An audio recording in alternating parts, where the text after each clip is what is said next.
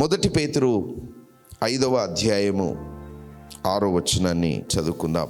దేవుడు తగిన సమయమును మిమ్మును హెచ్చించునట్లు ఆయన బలిష్టమైన చేతి క్రింద దీన మనస్కులై ఉండుడి. చూడండి, దేవుడు తగిన సమయంలో,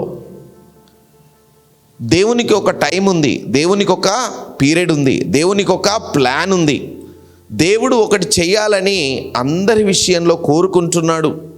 అందరినీ కూడా హెచ్చించాలి అని దేవునికి ఒక ప్లాన్ ఉంది. దేవునికి ఆ ప్లాను దేవుని సన్నిధిలో ఎగ్జిక్యూట్ కావాలంటే, అన్నా నన్ను ఎప్పుడు బాగు చేస్తాడన్నా, నన్ను ఎప్పుడు పైకి తెస్తాడన్నా, నా జీవితం ఎప్పుడు బాగవుతుందన్నా, నా లైఫ్లో నేను ఎప్పుడు పైకి వస్తానన్నా, నా జీవితంలో నేను ఎప్పుడు హెచ్చించబడతానన్నా అంటే దేవుని యొక్క బలిష్టమైన చేతులలో మనం ఎప్పుడైతే ఉంటామో మనను తగ్గించుకొని అప్పుడు దేవుని యొక్క ప్లాను మన జీవితంలో నెరవేర్చబడుతుంది. హల్లెలూయా.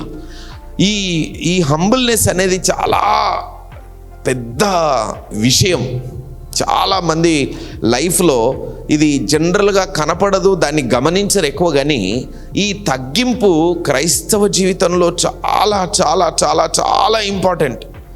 నీకు తగ్గింపు లేకపోతే నీవు దేవుని సన్నిధిలో ఏది పొందుకొనలేవు.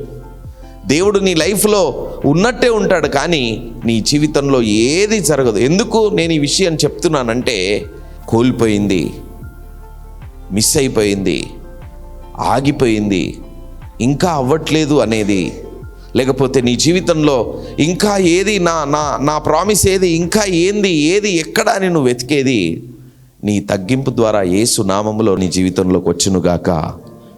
దానికి కాజ్ ఏంటి అన్నా? ఏంటి సూత్రం అంటే హంబుల్నెస్, తగ్గింపు.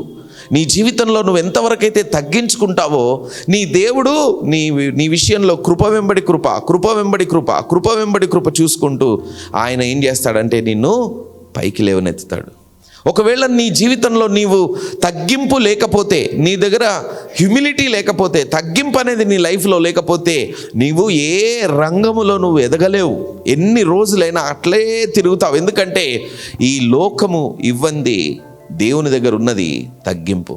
ఈ లోకము తగ్గించుకోదు. చదువు ఉంటే నేను గ్రేట్ అవుతుంది, అందం ఉంటే నేను గ్రేట్ అంటది, లేకపోతే పలుకుబడి ఉంటే నేను గ్రేట్ అంటది, ఏదైనా మంది మార్బలం అంటే పెద్ద ఫ్యామిలీ ఉంటే నేను గ్రేట్ అంటది. ఆటోమేటిక్గా హెచ్చింపులోకి వస్తుంది. కొంచెం ఉంటే కూడా ఎగిరిపడే వాళ్ళు చాలామంది ఉంటారు. అది దేవుని సన్నిధిలో కరెక్ట్ కాదు.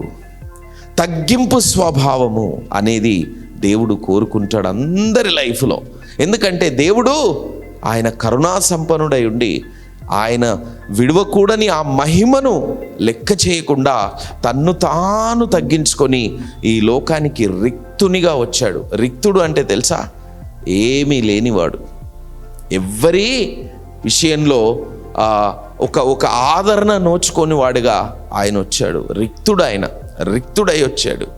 ఎందుకు వచ్చాడంటే, ఎప్పుడైతే ఆయన తగ్గించుకున్నాడో ఆయన నామము అన్ని నామముల కంటే పైనామముగా హెచ్చించబడ్డది. మన జీవితంలో కూడా ఈ తగ్గింపు ఎప్పుడైతే ఉంటుందో ఆ తగ్గింపు ఏం చేస్తుంది అనంటే నీ జీవితంలో నీకు కావలసిన ప్రతిదీ తీసుకొస్తుంది. హెచ్చింపులకు వెళ్ళకూడదు, హెచ్చింపబడకూడదు, నాకు అన్నీ వస్తాయని చెప్పకూడదు. ఎందుకు? దేవుని సన్నిధిలో తగ్గించుకోవాలి. దీనత్వానికి ఏమి లింక్ అయి ఉందంటే పరలోక రాజ్యానికి లింక్ అయి ఉంది.